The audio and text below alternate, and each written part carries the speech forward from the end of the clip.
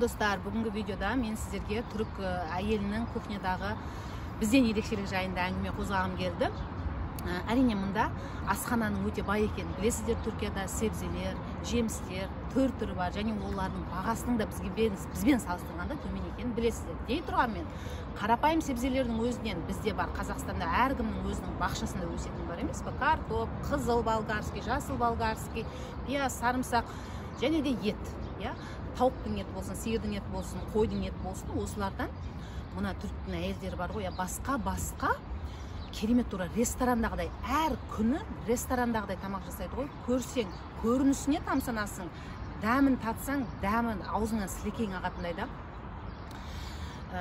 Бұл жақта осыны бөліскім келді. Өткен аптада әрі құрбым, әрі көршім Dilek деген түріктің әйел бар. Сол қызының үйіне барып, тамақ жасау процесін түсіріп алдым. Сіздер үшін, сіздерге қызық болар деген оймен, және де үстіне де былай түрікше жазулармен қойып қойдым. Оны қоюымның себебі де, түрік тілінің қазақ тіліне қаншалықты ұқсас, қаншалықты жақын екенін сіздерге байқатқым келді. Сіздерге ұнайды деген үміттемін. Енді қараңыздар достар, бұл жерде Түркияда мынандай тауықты, кішкентай тауық деп қойған етті кішкентай құс басы деп аталады. Кішкентай қылып құс басында кесіп қасаптарда сатады. Қазақстанда ондай бар ма, жоқ па білмеймін. Бар болса өтінішті комментарияда қалдырып кетіңіздер. Өте жаңағы жұмыс, әйелдердің асханадағы жұмысты жеңілдетеді. Құс басы солай дайын сатып аламыз.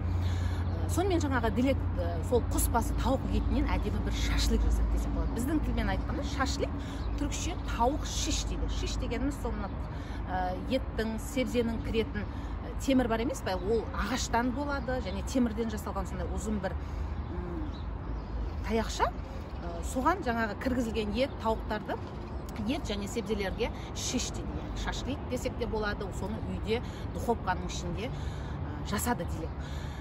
Өтініш видео соңына дейін көріңіздер, өйткені өте қысқа, 2-3 минут қана, сөйтіп отбасыңыз үшін, үйіңізге келген қонақ болсын, сондай шашликті үйде жасап беріп, таң қалдырып, қуантыңыздар деген үміттемін. Ендеше кеттік.